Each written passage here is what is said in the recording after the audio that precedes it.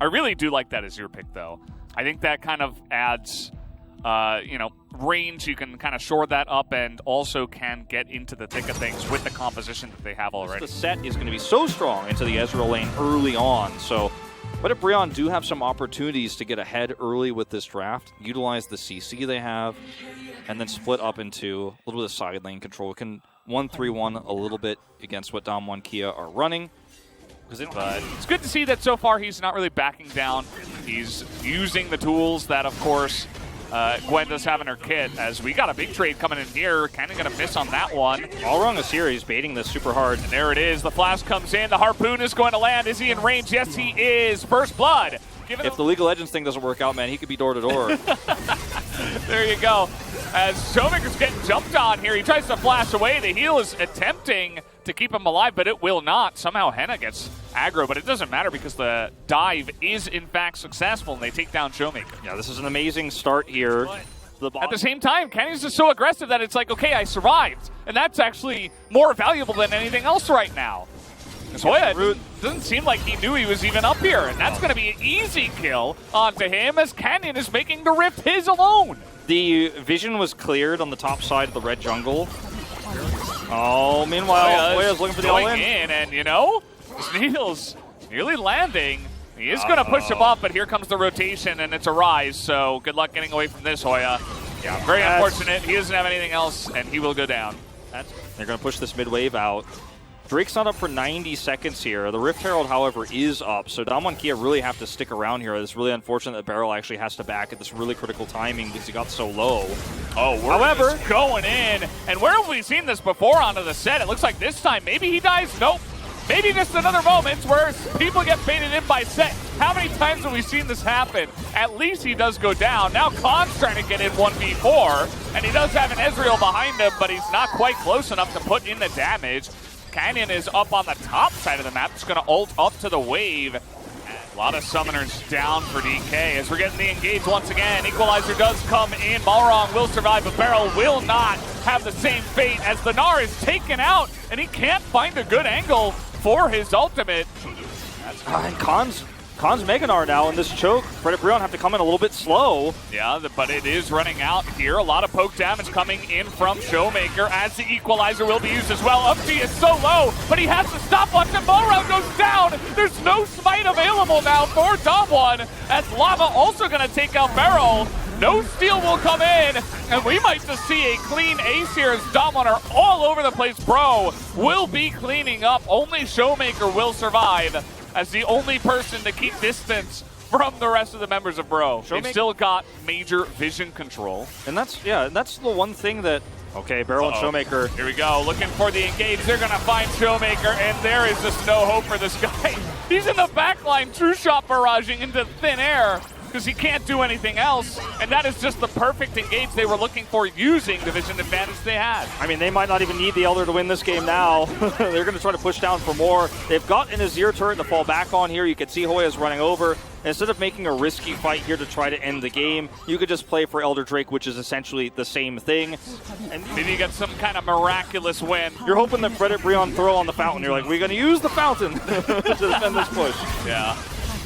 Well, taking away those mountain shields for a second, I guess. Yeah, for just a moment. Oh, there they are again. As here we go, Upti is going to engage. This is Mega Gnar in just a moment, but you can see that Elder Burn coming in. The mist as well, keeping Hoya safe, and it's just the slow and steady siege. They have the lead, they have the Azir, and I think this should just do it. Dom1 going to put in that last stand, but Balrog immediately going to go down. Khan can't even do anything, and that is just going to blow up everybody on the side of Dom1. Easy win, going the way of Fred and Brionne here in 32 minutes. But it's still pretty high, right? You can see only the white part of this is really from the laning phase in the first 15 minutes, but the later parts of the team fights, he did decently. It just wasn't even always about...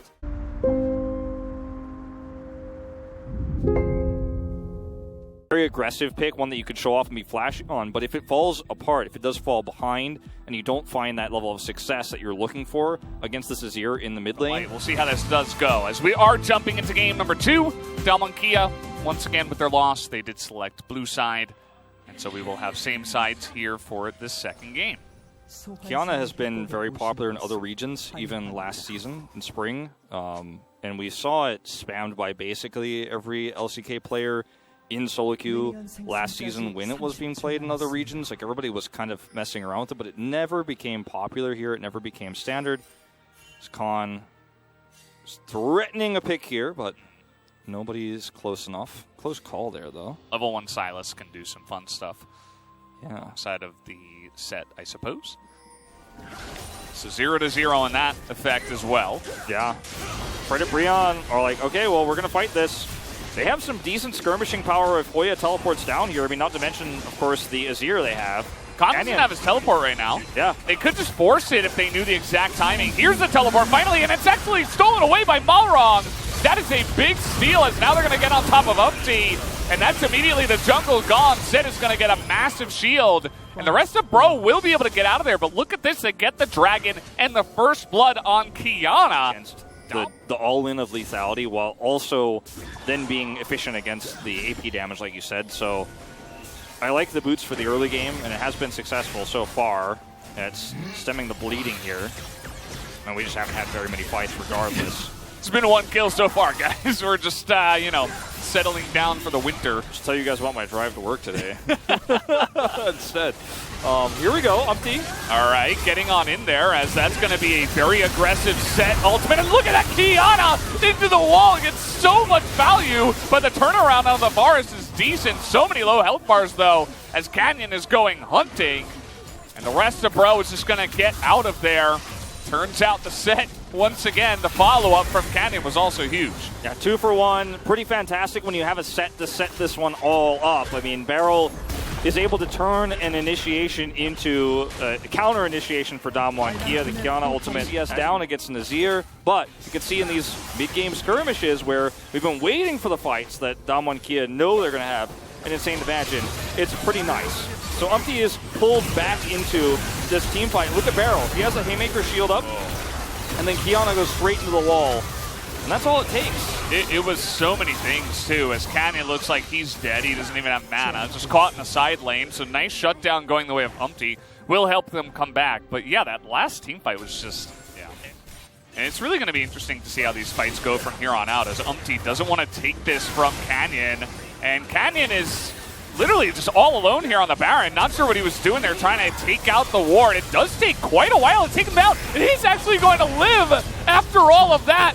It was the bait all along. Canyon does it again somehow, and that's going to be 3 kills into the pocket of Damwon Kia. Canyon throws up the thumbs up, and they should be able to take the Baron potentially off of this. Yeah, looks like it. They clear the vision. Mission success, as Lava's being completely zoned out. In fact, almost in trouble here. Let's not get stunned up. Lava's not taking it.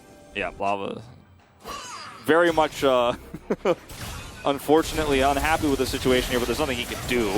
He's going to trade back some damage, but that's all. Baron, that's a little bit sad for Fred Brown, because that one small mistake is going to cost you really big. Cannon's getting in there. He's looking for the solo, and that is just too easy. Not really too many tanky items, especially in the form of armor here on the side of Hoya.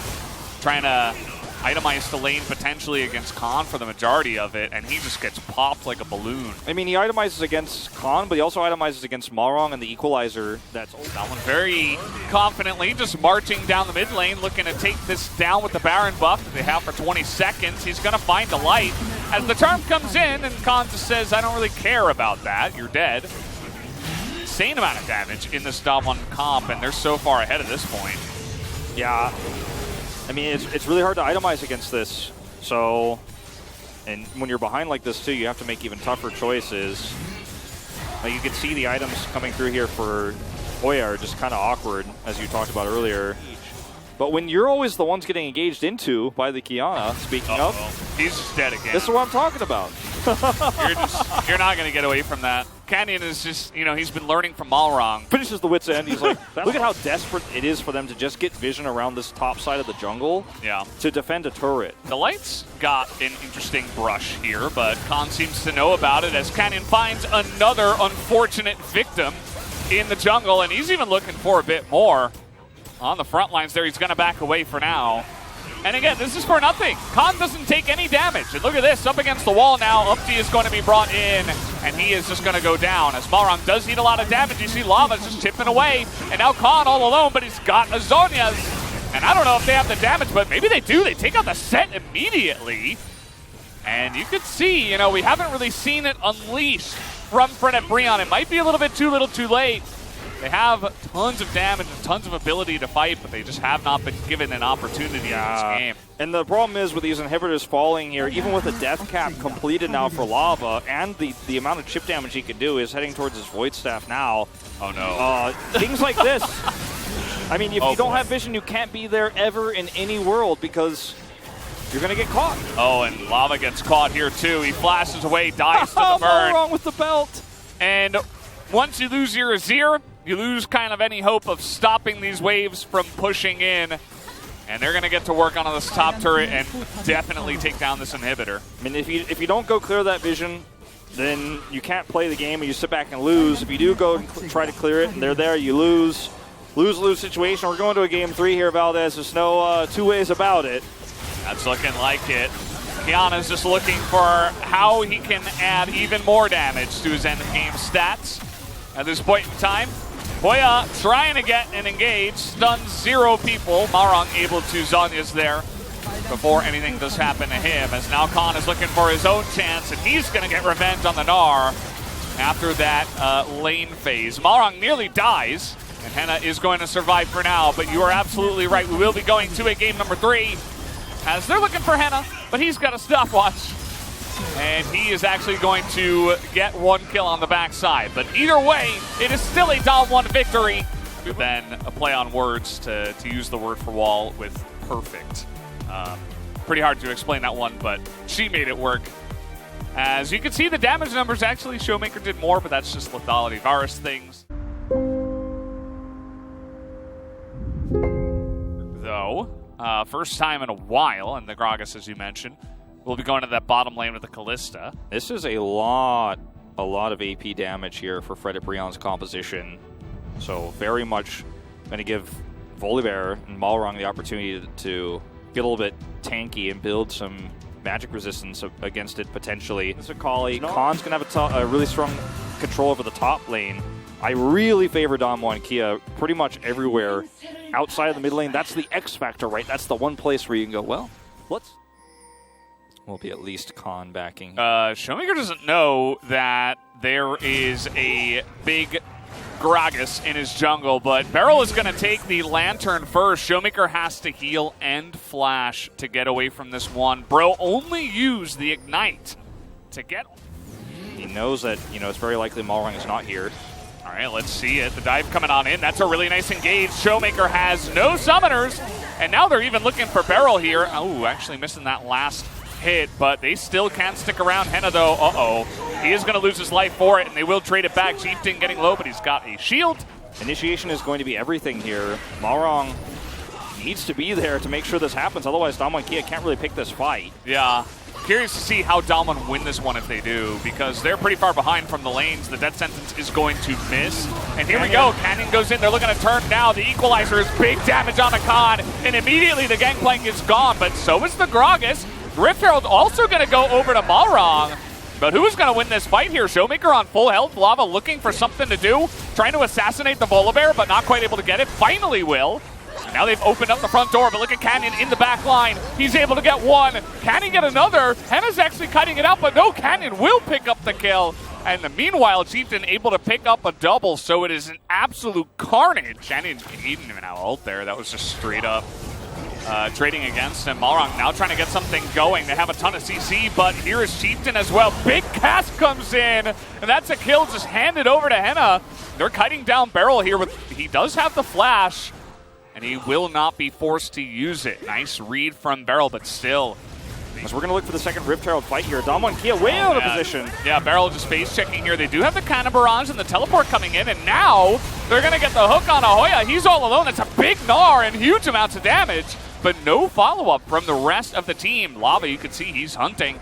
He's like a shark. He wants to find that food, but good luck. No chance. I mean, Malrong, he's not going to just try to jump in there to his death and steal the objective. That's too risky, so They have to give it away, and that's now Infernal Soul Points. Yeah, they can throw as many control wards towards the Drake as they want, but it's not going to change the reality here. This was a potentially huge really engage. Careful. They're like sitting over here looking for hooks. You guys should be behind your turret. Like Lava, they don't seem to understand. And Lava's going to show them exactly what he's got to offer. And it's crazy to remember what a LeBlanc can do from ahead. I mean, it's crazy because he has a death cap, and you know he has Ludens. Like he basically has poke as well as LeBlanc. Oh yeah. And here we go. Barrel's just dead. See you later. This is what I was talking about. They don't even get to play the game. No, you don't. There's too many tools. There's too many ways for your whole team to fall apart. They have to go. They have to try. But Malrong says no. He's a little bit too late on that one. And here we go. Hoya says see you later. That's 2 more. And Showmaker's going to do an insane amount of damage. Actually gets 1 kill nearly. Looks for another. But at the end of the day, is this going to be the one? Showmaker, he's trying to carry this himself from this far behind against Infernal Soul. Yeah, I think it's time to just back off as Frederick Brion, and they will. He was like so proud to call that out. Here's Canyon and Malrong. They're going to find Lava, but now it's time for Chieftain to show up. Again, he's the boss of the Rift. Can they put him down? They are going to shut him down. Overextended big time here. And we got a teleport into Hoya's death. They're going to get 1 kill, but just like that, 3 kills on the board, and there's a Baron on the Rift. Yeah, this is where you see the macro fall apart here for Frederick Brion. Something we talked about before this series, something we haven't really seen in these 3 games is a big lead tossed into the bin. And this is another one of those moments where you see it happen again. We got very excited for Frederick Brion, and suddenly they're ready to disappoint us here. Oh, and look for the steal. They're getting in here as well. The Cannon Barrage is available. Fate's call. Do you go in? You gotta try it. Go in, okay. They're going in. Barrel's low. They're gonna get the kill and the steal. Delight gets Unbelievable. It, and everybody is in the pit. And Lava is gonna teleport back into the fight. And Frederick Brion, they steal back the game. Power play for Frederick Brion. I cannot believe we saw this happen. Delight and Hannah really pushing the envelope here. I mean, you even see the Fate's call used here. And look at how low it gets. Whoa. And it's just Hannah coming through. Kalista does a lot of damage, but it wasn't really even the Rend that comes through or anything like that to steal it away. It's just Delight. Just steals it away with an auto. Yeah. And then you have the fight turn here with Lava coming through. And there's no Volibear in the fight. I mean, Malrong's dead. Yeah. So that's how you can find that, and that's why they were pushing so deep in there. Hoya has no words. He just puts out the easy claps. And he's going to build into Zonia's here as a second, which is going to be...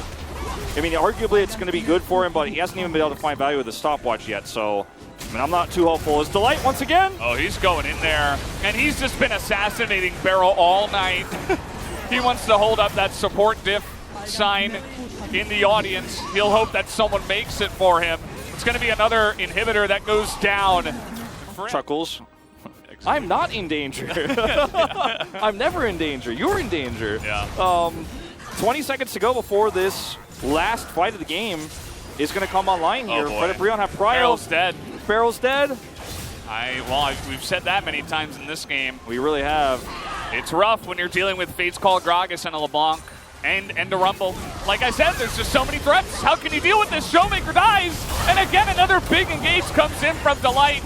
They backed off for the Elder Drake, but they might not even need it here. Malrong's going to go down, and Canyon, he's doing his best to clear the wave, but it's a super minion. And that last tower shot isn't going to kill him, but Hoya might just do the honors instead. If he gets out, it's going to do nothing but save his KDA because the Nexus is fallen. Yeah. Oh. Wants that KDA save? He's got that. Oh, he's going to survive. Meanwhile, the base is dying, by the way, guys. Canyon kind of playing with his food. Down will go the turrets. And Hoya, can you do it? Yes, you can. Hits him with the house. And the house always wins. Down goes the Nexus. And that is another series win to Frederick Brion here as Umpty. What an underdog story for Frederick Brion, the team you always want to root for, you know? Max is always saying this is kind of the new spiritual successor to Jin Air. In a lot of ways, it definitely is. Yeah, it's hard not to love them, too. Like, a lot of people that get subbed out would maybe even sulk in the locker room, you know, in the back room, and... Thank you very much, guys. And Frederick Brion does it again. I'm here with Light and Lava for the PUG interview after a solid victory over Tamon Kia. Congratulations. Thank you. You guys defeated Damwon Kia. I think that's a very bold statement for the players as well. How are you feeling, Delight? Could you repeat the question, please? What does it mean to you, this victory? How are you feeling, Delight? We finally took a win after losing 3 matches. So we were having some low morale after having a losing streak, but I'm glad that we were able to come back stronger. This is your first POG interview, especially on stage. I guess you're feeling a little bit nervous, so let's push through all together. And once again, congratulations on ending your losing streak. Lava, how are you feeling about today's win? These days, our performance has been very bad. I'm glad and relieved that we were able to take down a very strong team. I think Freddie Brion as a whole stepped up and became more solid. So compared to the 3 matches where you guys were not able to close out, what was the biggest difference today? When we were losing, even though we were very ahead, we were not able to snowball, and we kind of we were very hesitant to take fights, but this time around, we wanted to be a lot more proactive. In game number 1, we saw a very excellent pick and ban from Freddie Brion, especially you guys sent Akali, Viego, Lee Sin, the flex picks to bench, and it was a very smart, Damwon Kia specific strategy. Because Canyon has been playing mid, we thought that we should, shut down some of the picks that they can flex with Con and Canyon. And we saw Seth flex into support role, and we only had 1 game of support Seth so far. Was that also part of your strategy to make a rotation? I like Seth a lot, and we tried and practiced Seth support and screams a lot as well. After losing game 2, Chifton subbed in for Umpty. So what was the feedback about, and why Chifton subbed in that final game? In game 2, I think we had a lot of accidents, so we kind of tried to avoid fights. But Chifton is a player who played in the LPL. He's a very aggressive player, so we wanted him to enable us, especially during team fights. I think that was also a very effective tactic for Freddie Brion. In game 3, I think LeBlanc has a huge burden on her shoulder in order to shut down that Akali. We weren't really, paying attention to that Akali pick itself. We just wanted to... I was a little bit angry about myself because I thought we lost because of me, so I wanted to, win lane this time around. And was that why you built all the full AP items in this game? Yes. You wanted to, let all your emotions out, right? Not really, but I thought that my pride was a little bit hurt after losing game 2, so I wanted to make a redemption. I was playing against Kenyon.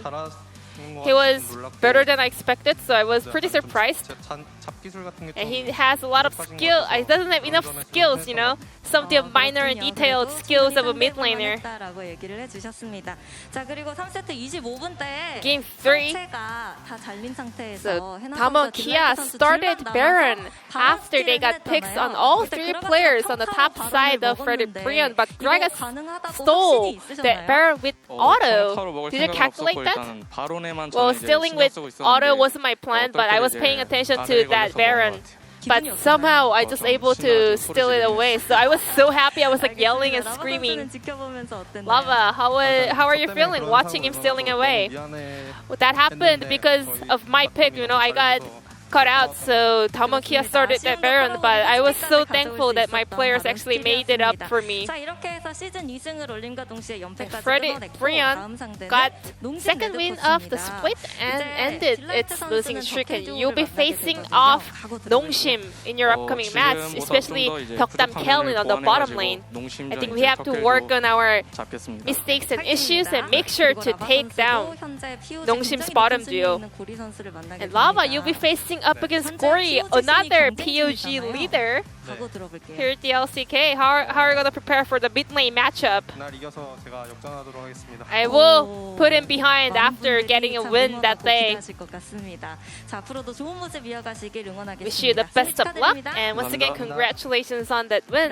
This will be the end of the interview from Light, Lava from Freddy Freon, and I'm going to pass it back to our casters. Thank you.